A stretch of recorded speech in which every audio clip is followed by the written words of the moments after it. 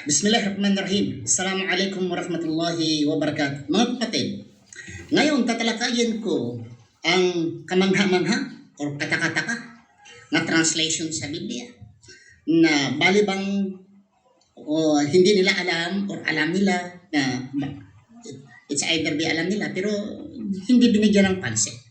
Okay. John 3:16. For God so loved the world that He gave His only Son. Mayroon pa, begotten Son. Kung papalitan ko kaya, nga instead na Son, servant. Jesus Christ, for God so loved the world that He gives only servant or servant. Instead na Son of God, servant of God. Is it applicable? Pareho lang ang meaning? Servant of God si Jesus. And the other translation, Jesus Christ is the Son of God. Would you accept it? Pareho? O hindi? Kaya para sa akin, ang Son of God, ang servant of God, hindi pareho.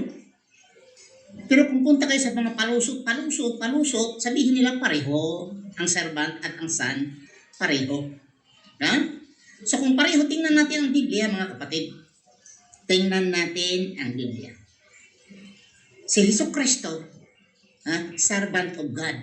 Ayon sa translation na ito, mabasa sa Acts chapter 3 verse 13. Jesus Christ is a servant of God ayon sa New International Version, sa New Living Translation, English Standard Version, Berean Standard Bible, New King James Version, New American Standard Bible, Legacy Standard Bible, Christian Standard Bible, Holman Christian Standard Bible, American Standard Version, Contemporary English Version, English Revised Version, God's Word Translation, Good News Translation, International Standard Version. Ang daming version nga si Jesucristo, servant of God. Acts chapter 3 verse 13. Hindi ko lang inuubos, baka magsawa kayo. Okay. Whereas, the same chapter, Acts chapter 3 verse 13, Jesus Christ is the Son of God. Jesus Christ is the Son of God. The same, chapter 3 verse 13 sa Acts. Saan mabasa? King James Bible, Dwyer-Rems Bible, Catholic Public Domain, Lamsa Bible, Aramaic Bible, in plain English. Marami pa. Na si Jesucristo, Son of God. Son of God. Of those translation I just mentioned. Jesus Christ is a servant and Son of God. Dalawa na. Hindi servant, hindi lang Son, kundi in one verse, servant and Son of God. Saan mabasa ito? Sa Amplified Bible. Amplified Bible. Yan lang, makita ko. Dito naman tayo sa child Jesus. Si Jesus Christ is child of God. Literal Standard Bible, Young's Literal Translation, Smith Literal Translation. At marami pa. Saan ba talaga?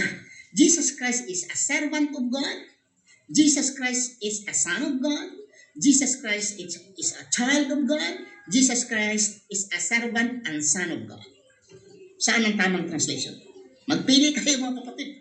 Ito, pinapakita ko lamang sa inyo na ang talagang Biblia ay nagkawindang-windang dahil ang servant at ang anak ay hindi paliho, utusan ho. Ang servant utusan, trabahante, like a prophet, utusan ang mga prophet sa Diyos. The prophets are servants of God. Inuutusan sila ng Diyos. But for God so loved the world that He gave His only servant of God. Payag kayo? Naalisin ang Son? So, dyan ho, ito ho, pagpapatunay mga kapatid, na ang Biblia talaga ay windang-windang. Maraming salamat sa inyong pakikinig. Please share. Assalamualaikum warahmatullahi wabarakatuh.